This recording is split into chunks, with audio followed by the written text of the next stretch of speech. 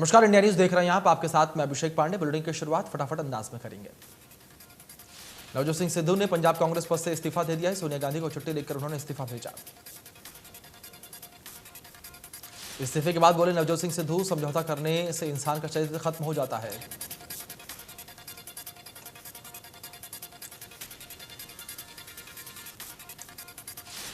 HSSC की police sub inspector की लिखित परीक्षा में कई अजब गजब सवाल पूछे गए। गृह मंत्री अनिल विज की विशेषता के विकल्प में अविवाहिता भी दिया गया और हरियाणा कर्मचारी चयन आयोग के अध्यक्ष के सरनेम के बारे में भी पूछा गया।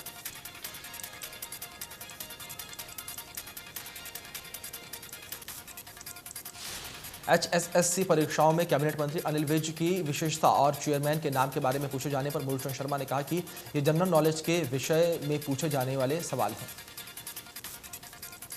परिवहन मंत्री मूलचंद शर्मा ने कहा कि बीजेपी और जेजेपी का जो भी प्रत्याशी होगा वो मिलकर तय किया जाएगा और ऐलनाबाद विधानसभा के लोग भी समझते हैं कि उन्हें विकास चाहिए, इसलिए वो हमें वोट देंगे।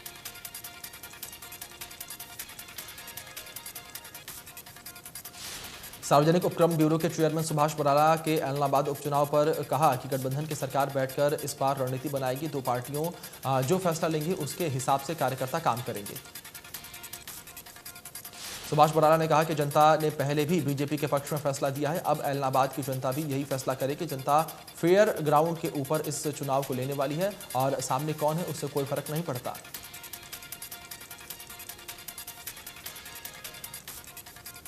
ऐलनाबाद उपचुनाव पर बीजेपी मंत्री रणजीत चौटाला ने कहा कि अभय सिंह के इस्तीफा देने के बाद ये चुनाव हो रहा है। प्रत्याशी चाहे जेजेपी का हो या फिर बीजेपी का, वो पूरी मदद करेंगे। किसानों के विरोध पर रणजीत चौटाला ने कहा कि चुनाव इश्यू पर लड़ा जाता है, उसमें कोई दिक्कत नहीं होगी। सिरसा जिला कभी इनेलो का गढ़ रहा था, अब नहीं है। ऐलनाबाद में इनेलो से कड़ी टक्कर रहेगी। ऐलनाबाद सीट पर 30 अक्टूबर को उपचुनाव होगा और 2 नवंबर को नतीजे सामने आएंगे। उपचुनाव के लिए तैयारियां जोरों पर हैं। किसान आंदोलन पर प्रदेश भाजपा अध्यक्ष ओम प्रकाश धनखड़ का बयान सामने आया। किसान आंदोलन से जनधन की काफी बड़ी हानि हुई है। जितनी कीमत इसके लिए अदा की गई उसके बदले कोई उपलब्धि नहीं रही। ओपी धनखड़ ने कहा कि किसान आंदोलन में जिद के अलावा और कोई उपलब्धि नहीं रही है। किसान संगठनों ने जिद के कारण ऐसा वातावरण उत्पन्न किया। धनखड़ ने कहा कि भारत बंद, टोल बंद से प्रदेश को बड़ा आर्थिक नुकसान हुआ है। पंजाब सरकार और कांग्रेस ने इस आंदोलन को हवा दी।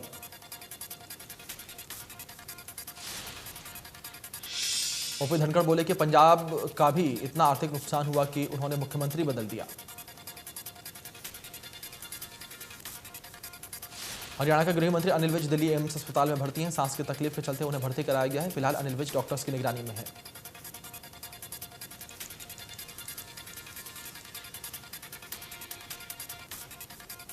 मुख्यमंत्री मनोहर लाल ने वाल्मीकि समाज और अग्रवाल समाज के लोगों के लिए सीएम हाउस में मुलाकात की और मुख्यमंत्री ने राजनीतिक सचिव कृष्ण बेदी और विधायक विशंबर सिंह के नेतृत्व में प्रतिनिधिमंडल मिला। मुलाकात के दौरान राज्य स्तरीय वाल्मीकि जयंती समारोह में मुख्यमंत्री से बतौर मुख्य अतिथि शामिल होने का आग्रह किया गया। अग्रवाल समाज के लोगों का भी एक प्रतिनिधिमंडल मुख्यमंत्री से मिला और अग्रसेन जयंती कार्यक्रम में मुख्य अतिथि के रूप में शामिल होने का अनुरोध किया। सीएम मनोहर लाल ने ट्वीट करके भगत सिंह को श्रद्धांजलि दी। लिखा कि देशवासियों के दिल में आजादी की अलख जगाने वाले महान क्रांतिकारी शहीद आजम भगत सिंह को जयंती पर उन्हें कोटि कोटि नमन। डिप्टी सीएम दुष्यंत चौटाला ने ट्वीट करके भगत सिंह को नमन किया। लिखा कि महान विचारक, महान सुधारक, महान शहीद सरदार भगत सिंह को उनकी जयंती पर नमन।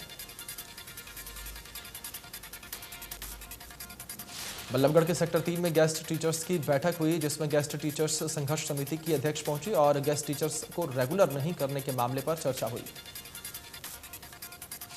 समिति के अध्यक्ष ने कहा कि सरकार ने सभी गेस्ट टीचर्स से वादा किया था कि उन्हें रेगुलर किया जाएगा। अब 2 साल बीत जाने के बाद भी सरकार अपने वादे को पूरा नहीं कर पाई। गेस्ट टीचर संघर्ष समिति को मजबूत करने के लिए हर जिले में मीटिंग की जा रही है, जिसकी शुरुआत फरीदाबाद में हुई। प्रदेश में सभी 22 जिलों में मीटिंग की जाएगी और गेस्ट टीचर्स शिक्षा मंत्री से मिलेंगे। नरवाना के खरल गांव में बुजुर्गों को पिछले 4 महीने से पेंशन न मिलने से लोगों का गुस्सा फूटा। पेंशन नहीं मिलने से गुस्साए लोगों ने बैंक के मेन गेट पर ताला जड़ा। बुजुर्गों ने आरोप लगाते हुए कहा कि डिप्टी सीएम दुष्यंत चौटाला ने 5100 रुपये पेंशन का वादा किया था, लेकिन 2500 रुपये ही नहीं दे पा रही हैं, तो 5100 रुपये कहां देंगे।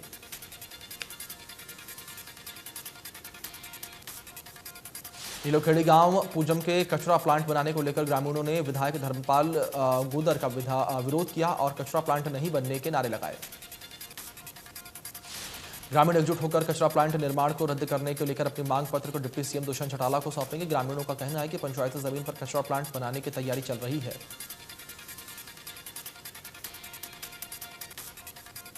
सोनीपत में मानसून बीत जाने के बाद भी लगातार बारिश हो रही है, जिसके चलते सोनीपत के गांव मलहना में किसानों को काफी नुकसान उठाना पड़ रहा है। काफी क्षेत्र से किसानों के अलग अलग फसल पानी में डूब जाने के कारण खराब हो गई है और गांव मलहना के किसानों ने खेतों में इकट्ठा होकर फसल की गिरदावरी करवाई।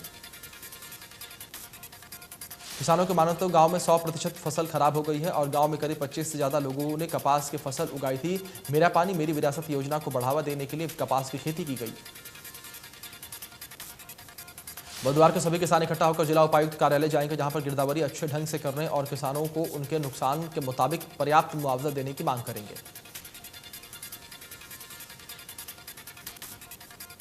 रोहतक में दिल्ली रोड पर लगभग 1.5 किलोमीटर के क्षेत्र में जन स्वास्थ्य विभाग ने पीने के पानी की लाइन तो बिछा दी, लेकिन अब रोड को बनवाने की लीपापोती हो रही है। सड़क बनवाने की जगह टाइलों से हिस्से को भरा जा रहा है।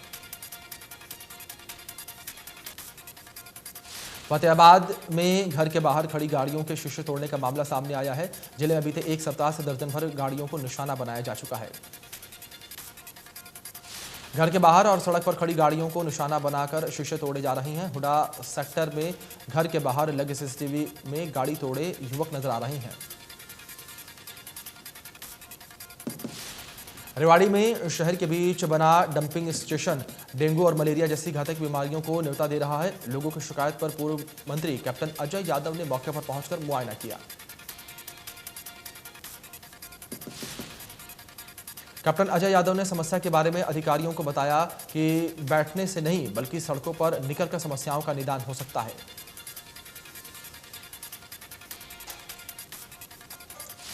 भिवानी में बारिश के पानी से ओवरफ्लो हुई झील में बच्चों के झूले डूब गए और पार्क में झील का 2.5 से 3 फीट पानी जमा हो गया, जिससे लोगों ने सैर सपाटा बंद किया।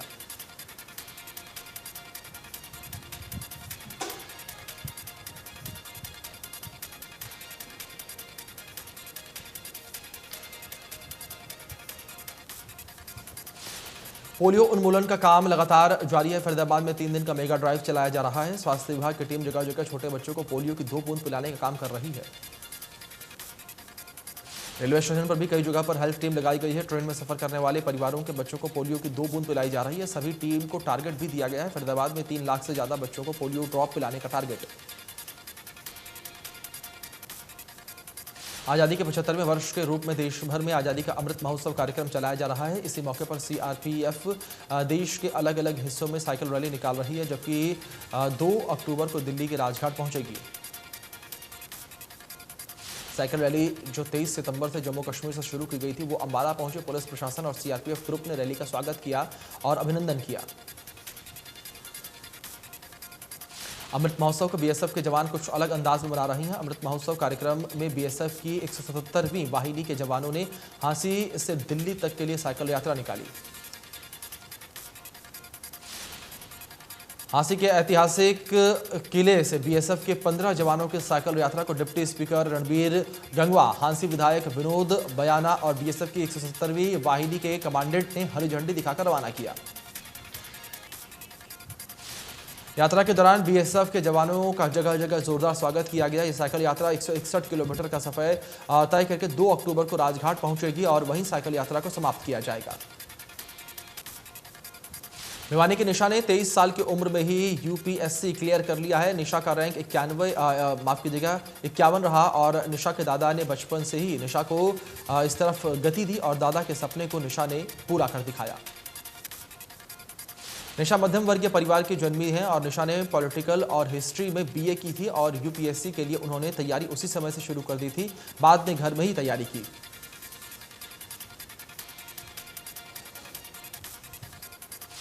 गुरुग्राम के पटौदी इलाके में मस्जिद के इनाम पर 10 साल की मासूम के साथ छेड़छाड़ करने का आरोप लगा। आरोपी को स्थानीय लोगों ने रंगे हाथ पकड़ लिया और धुनाई कर डाली।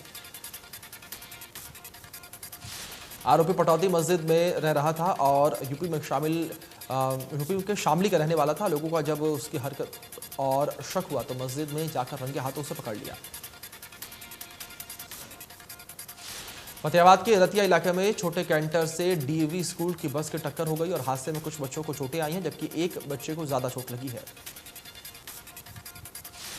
स्कूल बस के कांच टूटने के कारण बच्चों को चोट आई और हादसे में घायल हुए 14 वर्षीय छात्र को इलाज के लिए रतिया के निजी अस्पताल में भर्ती करवाया गया, जहां से उसे हिसार रेफर किया गया। हादसे के बाद कैंटर चालक मौके से फरार बताया जा रहा है। पुलिस ने मौके से कैंटर को जब्त कर लिया है और जांच पड़ताल शुरू कर दी है।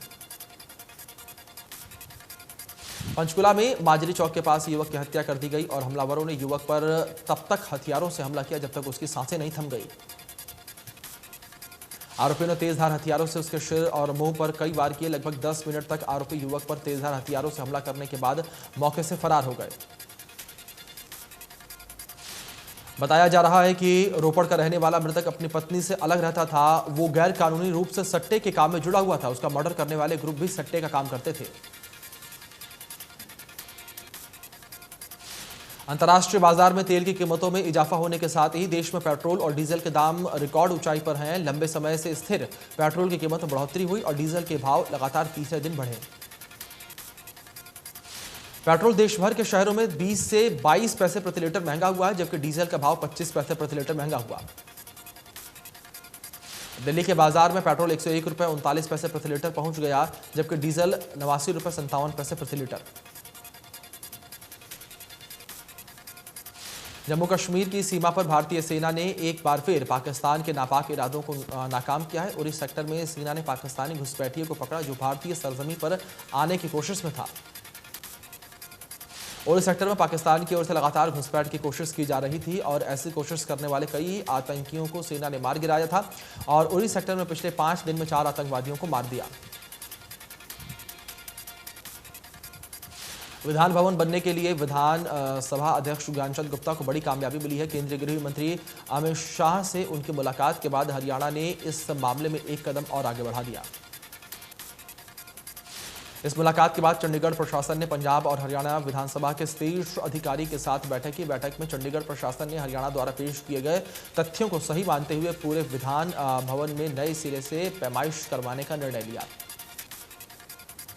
मुलाकात के दौरान चंडीगढ़ प्रशासन ने हरियाणा विधानसभा के नए भवन के लिए 10 एकड़ भूमि दिलाने पर सहमति जताई है। दिल्ली में मकान का किराया देने के वादे पर मुख्यमंत्री केजरीवाल फंस गए हैं। हाईकोर्ट ने पूछा, भुगतान करने का कोई इरादा है? सीएम अरविंद केजरीवाल ने मार्च 2020 में गरीब किराएदारों के किराए का भुगतान करने की घोषणा की थी, लेकिन इसे अब तक लागू नहीं किया। 22 जुलाई को दिल्ली हाईकोर्ट की सिंगल जज बेंच ने इस घोषणा को लागू करने वाला बताया था। दिल्ली हाईकोर्ट ने सिंगल जज के उस फैसले पर रोक लगा दी। मुख्यमंत्री अरविंद केजरीवाल का कोविड महामारी के दौरान गरीब किराएदारों के किराए का भुगतान करने का वादा लागू करने योग्य है। 10 सितंबर को दिल्ली सरकार ने बताया था कि मामला विचाराधीन है और इस पर 2 हफ्ते में फैसला लिया जाएगा। सोनीपत सीआईए को मिली कामयाबी। सीआईए टीम ने अंतर्राज्यीय गिरोह के शातिर बदमाशों का भांडाफोड़ किया। दोनों बदमाश दिल्ली के हरवली इलाके के रहने वाले बताए जा रहे हैं।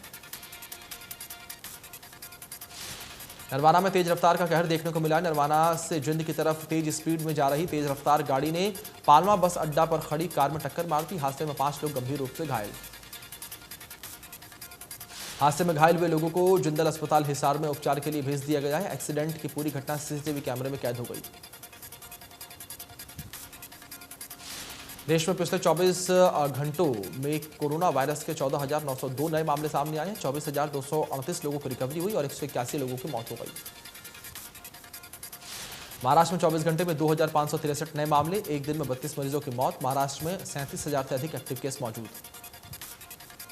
केरल में पिछले 24 घंटे में 11,000 से अधिक एक्टिव केस सामने आए। एक दिन में 58 मरीजों की मौत हो गई है। केरल में 1 लाख से अधिक एक्टिव केस मौजूद। दिल्ली में 24 घंटे में कोरोना के 32 नए केस सामने आए हैं। एक दिन में 37 मरीजों को रिकवरी हुई है। दिल्ली में अभी भी 366 एक्टिव केस मौजूद। प्रदेश में कम हो रहा है कोरोना। पिछले 24 घंटे में 7 नए मामले सामने आए। एक दिन में 13 मरीजों की रिकवरी हुई है। प्रदेश में एक्टिव केस की संख्या 329 है। देश में कोरोना से हालात बेकाबू अब भी काबू में नहीं है। जम्मू कश्मीर के राजौरी जिले में एक निजी स्कूल में 32 छात्र कोविड पॉजिटिव पाए गए। कोरोना के बढ़ते मामले को लेकर जम्मू कश्मीर के उपराज्यपाल ने निर्देश जारी किए हैं। एलजी ने मध्य अक्टूबर तक सभी 18 से अधिक उम्र के लोगों को वैक्सीन के पहले डोज लगाने का निर्देश दिया। पीएम मोदी ने देश के कृषि जगत को बड़ा तोहफा दिया है। पीएम मोदी ने 35 नई फसलों को वैरायटी को देश को समर्पित किया। इसके अलावा पीएम मोदी ने national institute of biotic test और टॉलरेंस रायपुर के नए परिसर का भी लोकार्पण किया। कार्यक्रम में पीएम मोदी वर्चुअली जुड़े। जानकारी के मुताबिक इन नई फसलों को वैरायटी और ICAR ने काफी रिसर्च के बाद तैयार किया है। इन नई फसलों के जरिए जलवायु परिवर्तन और कुपोषण के प्रभाव को कम किया जाएगा। फसलों की वैरायटी में चने की ऐसी फसल भी रहने वाली है जो आसानी से सूखे की मार झेल सकती है और रोग प्रतिरोधक क्षमता वाला चावल भी तैयार किया जाएगा। कार्यक्रम को संबोधित करते हुए पीएम मोदी ने कहा कि कृषि और विज्ञान के तालमेल का निरंतर बढ़ते रहना 21वीं सदी के भारत के लिए बेहद जरूरी। पीएम मोदी ने कहा कि खेती और किसानों से जुड़ी हर जागरूक सरकार की प्राथमिकता है। छोटे छोटे किसानों की जिंदगी में बदलाव की आशा के साथ से सौगात में किसानों के चरणों में रख रहा हूं। पीएम मोदी ने कहा कि खेती किसानी को जब संरक्षण मिलता है, सुरक्षा कवच मिलता है, तो उसका और तेजी से विकास होता है। किसानों की जमीन को सुरक्षा देने के लिए अलग अलग चरणों में 11 करोड़ सॉइल हेल्थ कार्ड दिए गए। पीएम मोदी ने कहा कि MSP में बढ़ोतरी के साथ साथ खरीद प्रक्रिया में भी सुधार किया गया है ताकि ज्यादा से ज्यादा किसानों को लाभ मिल सके। पीएम मोदी ने कहा कि किसानों को टेक्नोलॉजी से जोड़ने के लिए बैंकों से मदद और आसान बनाई और आज किसानों को और बेहतर तरीके से मौसम की जानकारी मिल रही है। पीएम मोदी ने कहा कि छत्तीसगढ़ में national institute of biotic stress management के तौर पर देश को वैज्ञानिक काम के लिए नया संस्थान मिला है, जहां से किसानों को कई सौगातें मिलेंगी। दिल्ली में हुई हिंसा मामले में हाईकोर्ट ने अहम टिप्पणी की है। कोर्ट ने कहा है कि दिल्ली में जो हिंसा हुई थी वो अचानक नहीं हुई बल्कि सुनियोजित ढंग से हुई। दिल्ली हाईकोर्ट ने हिंसा के कुछ वीडियो का हवाला दिया। कहा कि ये प्रदर्शनकारियों का आचरण दिखाता है कि ये सरकार के कामकाज को अस्त व्यस्त करने के साथ साथ शहर के सामान्य जीवन को बाधित करने के लिए प्लान बनाए बैठे थे। दिल्ली हाईकोर्ट ने कहा कि सबूत से भी साफ है कि सैकड़ों दंगाइयों ने बेरहमी से पुलिस के साथ दल पर लाठी डंडों से और हॉकी स्टिक और बैट से हमला किया। बॉलीवुड के शानदार एक्टर विकी कौशल अपने फैंस के बीच नायाब एक्टिंग के लिए जाने जाते हैं। 27 सितंबर को विकी कौशल के ड्रीम प्रोजेक्ट सरदार उधम सिंह का टीजर फैंस के सामने रिलीज हो गया। राष्ट्रीय पुरस्कार हासिल करने के बाद विकी कौशल ने अगली फिल्म उधम सिंह के टीजर का फैंस काफी वक्त से इंतजार कर रहे थे। एक्ट्रेस कंगना रनौत की फिल्म थलाइवी हाल ही में रिलीज हुई। फिल्म में कंगना रनौत ने तमिलनाडु की पूर्व मुख्यमंत्री जयललिता का किरदार निभाया है। कंगना ने फिल्म में जयललिता का किरदार निभाने के लिए अपना वजन 20 किलो तक बढ़ाया था और उन्होंने एक बार फिर से अपना वजन कम कर लिया।